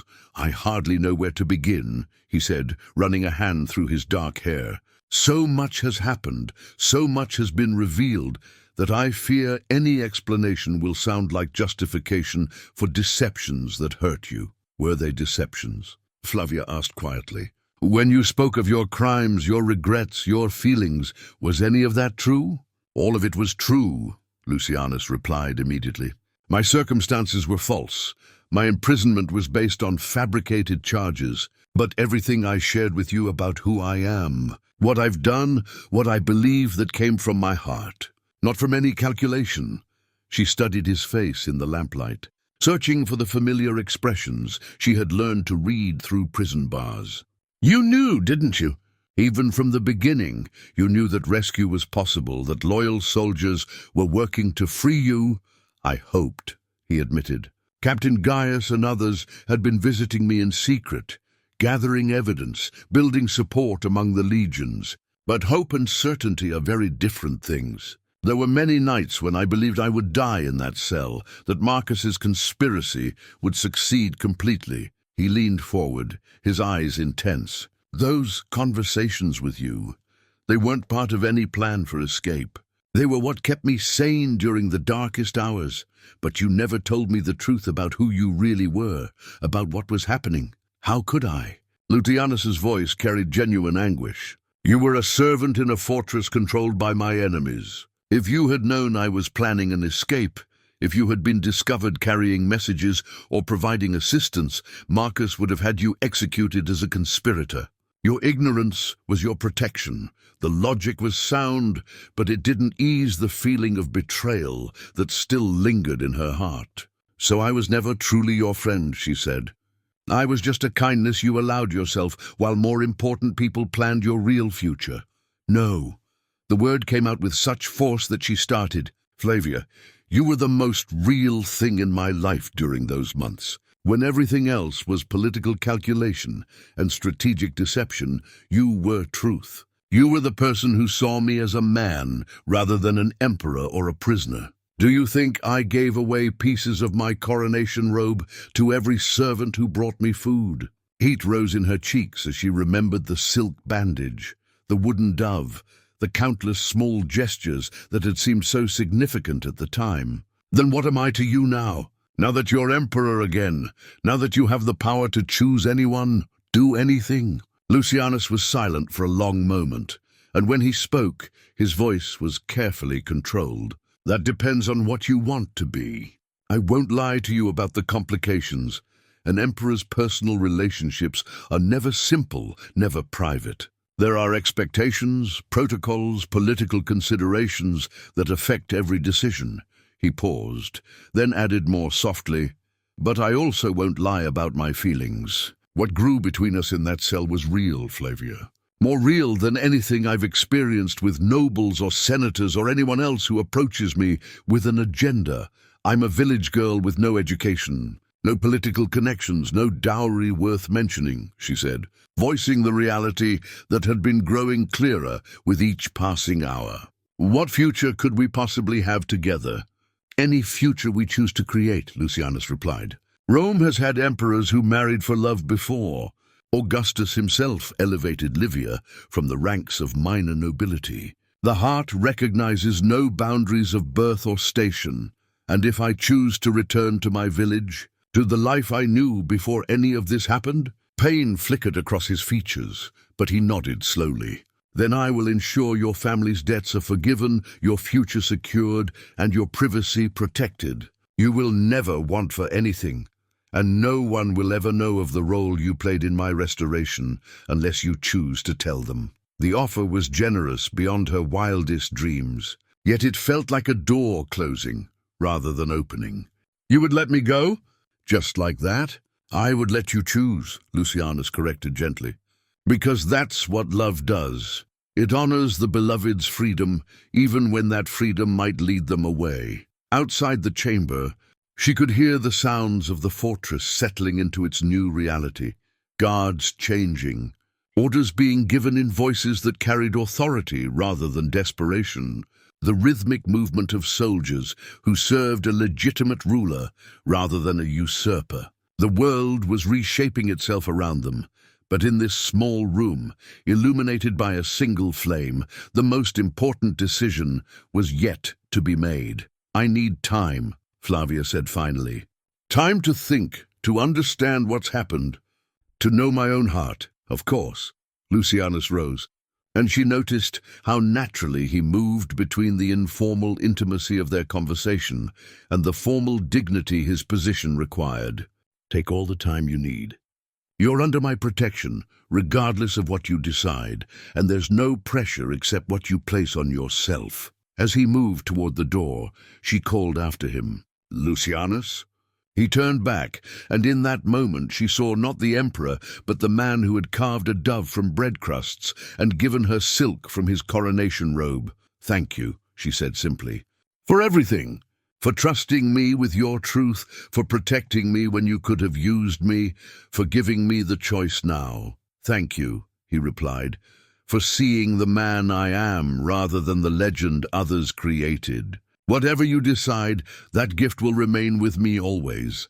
After he left, Flavia sat alone in the lamplight, holding the wooden dove and thinking about freedom, what it meant, what it cost, and whether love was its own form of cage or the wings that made flight possible. 3 days passed in a strange suspension of reality. Flavia remained at the fortress as Lucianus's honored guest, occupying quarters that would have seemed palatial to her village-raised sensibilities, yet feeling more displaced than she ever had in her life. She watched from her window as imperial messengers arrived hourly with reports from across the empire, as delegations of senators came to pledge renewed loyalty, as the machinery of government slowly realigned itself around its restored emperor. She had requested time to think, and Lucianus had honored that request completely. He made no attempt to influence her decision, sent no gifts or messages, appeared at no meals or gatherings where their paths might cross. Yet his presence filled the fortress like sunlight, impossible to ignore even when not directly experienced. She heard the respect in the guards' voices when they spoke of him, saw the relief in the servants' faces as they went about their duties under a ruler they could trust, felt the very stones of the building seem to settle into a more peaceful configuration. On the third evening, as autumn painted the sky in shades of purple and gold, Captain Gaius appeared at her door with an unexpected request. "Miss Flavia," he said with his customary courtesy, "the Emperor asks if you would join him for a walk in the fortress gardens. He wishes to show you something before you make your final decision."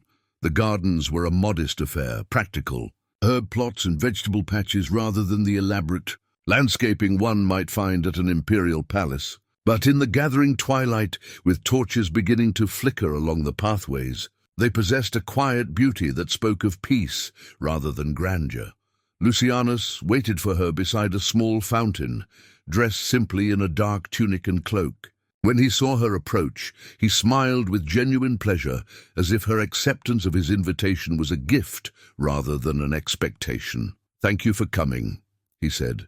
"I know I promised not to pressure you, but there's something I wanted you to see before you make your choice." He led her along a winding path to the far corner of the garden, where a section had been cleared and planted with familiar herbs: rosemary for remembrance, thyme for courage, lavender for peace. In the center of this small plot stood a wooden bench, simple but well-crafted, positioned to catch the morning sun. "I had this prepared today," Lucianus explained. "Not to influence your decision, but to show you something about the future I envision, whether you're part of it or not." Flavia touched a sprig of rosemary, breathing in its familiar scent. "It's beautiful," But I don't understand what it represents. A different kind of rule, he said quietly. 8 months in that cell taught me things that 7 years as emperor never could. I learned that power means nothing without connection to the people you serve. That wisdom often comes from the least expected sources. That the most valuable conversations happen not in throne rooms, but in quiet moments between two people who see each other clearly. He gestured toward the herbs growing in neat rows. These plants remind me of the woman who taught me those lessons. When I return to Rome, when I resume the full duties of empire, I want to bring that understanding with me. I want to rule as a man who remembers what it feels like to depend on the kindness of others. And if I choose to leave, if I return to my village, then this garden will remind me of what I learned from you, and I will try to be worthy of the gift you gave me during those dark months. His voice grew softer. But I pray that you'll choose to stay, not because I need you, though I do, not because I can offer you wealth or position, though those would be yours, but because what we discovered in that cell was bigger than either of us alone. For the first time since his restoration, Flavia allowed herself to truly look at him without the weight of imperial protocol between them. She saw the man who had carved a dove from bread crusts, who had given her silk for a bandage, who had trusted her with his deepest fears and regrets. But she also saw something new, a wholeness that had been missing during his imprisonment, a sense of purpose restored and refined by suffering. "I've been afraid," she admitted. Afraid that what we shared was born of unusual circumstances, that it couldn't survive in the real world of courts and politics and people who would see me as an interloper. And I've been afraid that 8 months of imprisonment changed me too much, that the man you cared for no longer exists beneath the emperor I must be again. He stepped closer, close enough that she could see the vulnerability in his dark eyes. Perhaps we should face those fears together, rather than apart.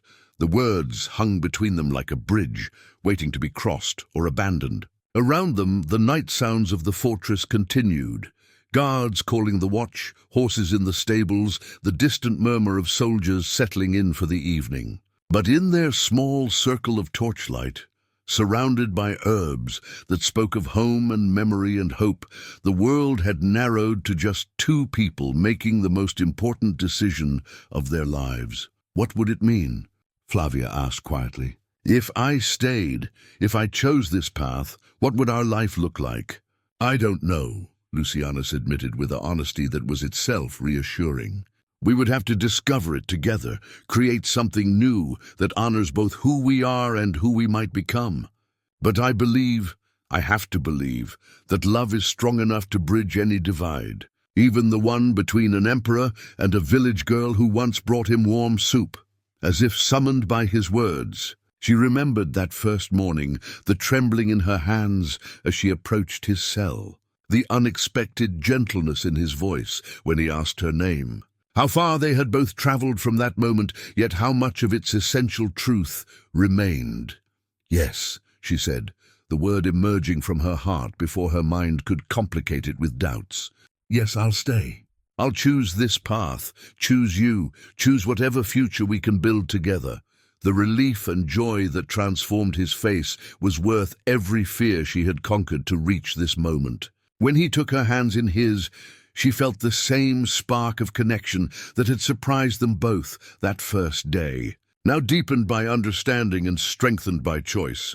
"Then we begin again," Lucianus said softly. "Not as prisoner and servant, not as emperor and subject, but as 2 people who found each other in the darkness and chose to walk into the light together."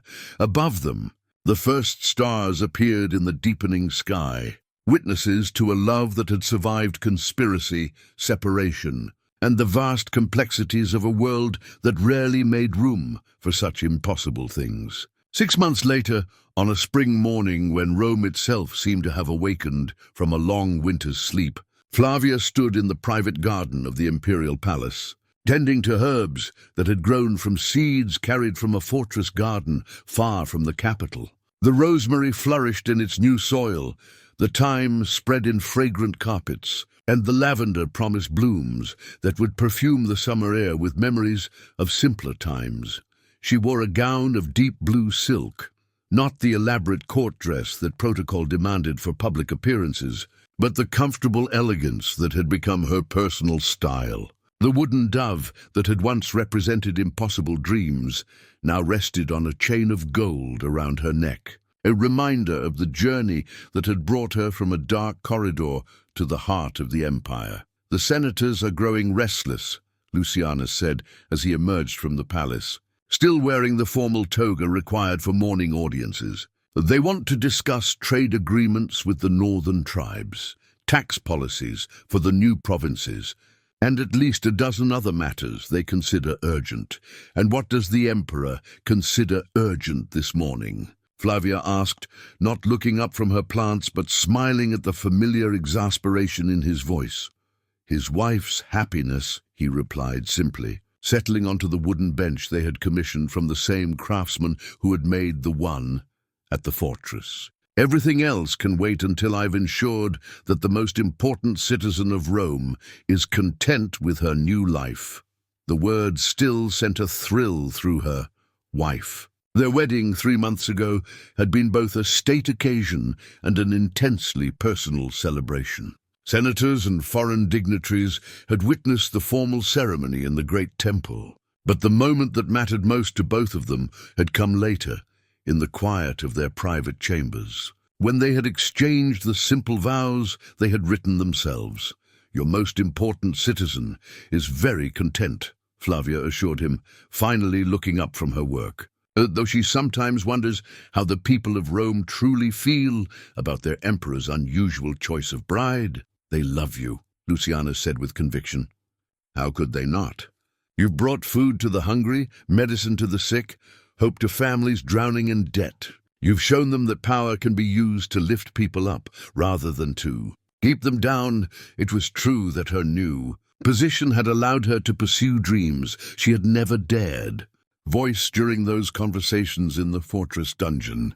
With the resources of the empire at her disposal, she had established programs to help families like her own, people caught between honest work and circumstances beyond their control. She had funded schools in villages that had never seen teachers, brought clean water to settlements that had struggled with disease, and created opportunities for the children of farmers and craftsmen to learn skills that might change their lives. The delegation from Gaul brought an interesting proposal, Lucianus continued, settling more comfortably on the bench. "They want to establish a school for young women in their capital, modeled after the one you created here in Rome. It seems your reputation for wisdom has spread beyond our borders." "Wisdom?"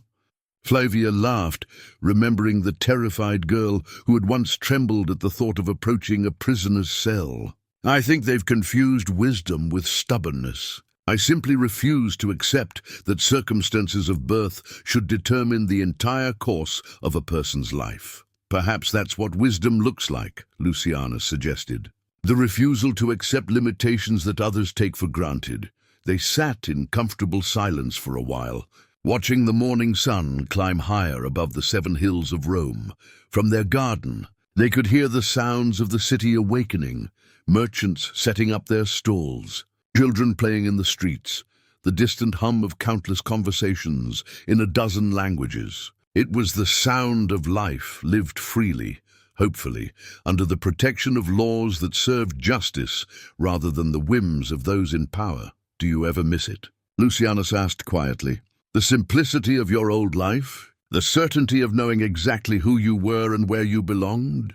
Flavia considered the question seriously, as she always did when he asked about her feelings, rather than assuming he understood them. "I miss my mother," she admitted, "though having her here in the palace has helped enormously. I miss the feeling that I knew what each day would bring, but I don't miss the fear, the constant worry about debt, about survival, about whether we would have enough to eat or a roof over our heads. And this life, our life together?" She turned to face him fully, seeing in his expression the same vulnerability that had first drawn her to the man behind the imperial mask. "This life requires more courage than I sometimes think I possess. Every decision affects thousands of people. Every mistake has consequences I'm still learning to understand. But it also offers something I never expected, the chance to turn suffering into purpose, fear into action, love into something that serves more than just ourselves. Lucianus reached for her hand, their fingers intertwining with the familiar comfort of a gesture repeated countless times over months of marriage. When I was in that cell, believing I might die there, I used to imagine what freedom would feel like. I thought it would be the absence of chains, the ability to go where I chose, to command rather than endure. And was I wrong? Completely, he said with a smile. Freedom isn't the absence of constraints, it's the presence of choice. The choice to love openly, to serve willingly, to use power as a tool for building rather than destroying. He lifted their joined hands and kissed her knuckles gently. You taught me that in a dark corridor where choice seemed impossible, as if summoned by their conversation. Captain Gaius appeared at the garden entrance, his expression carrying the careful neutrality that meant important news requiring imperial attention. Caesar, forgiveness for the interruption, but General Titus has returned from the eastern provinces with reports that require your immediate review. Lucianus sighed, but rose without complaint. Duty calls, it seems. Will you join me for the evening meal?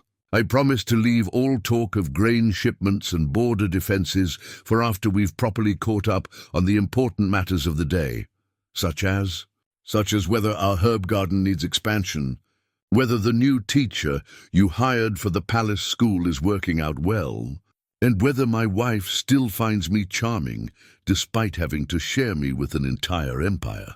I'll consider attending, Flavia said with mock seriousness, provided you remember to bring your appetite for more than politics. As he departed for his duties and she returned to her plants, Flavia reflected on the strange journey that had brought them both to this place. A clay bowl filled with warm broth had somehow become the foundation for a love that had survived conspiracy, imprisonment, and the vast complexities of ruling an empire. The wooden dove around her neck caught the morning light, no longer a symbol of impossible dreams, but a reminder that the most extraordinary transformations often began with the simplest acts of kindness. In the distance, she could hear the bells of Rome marking the hour, calling citizens to their daily work, their daily hopes, their daily struggles and triumphs. And she knew that whatever challenges lay ahead, political crises, foreign threats, the endless complexity of trying to govern justly, she and Lucianus would face them as they had learned to face everything, together, with love as their compass and service as their purpose. The emperor and the village girl had become something new, partners in the truest sense, bound not by duty or convenience, but by the recognition that their individual strengths were magnified when joined in common cause. It was, she thought as she tended her herbs in the heart of the greatest city in the world, exactly the kind of impossible thing that love made possible when given the chance to grow.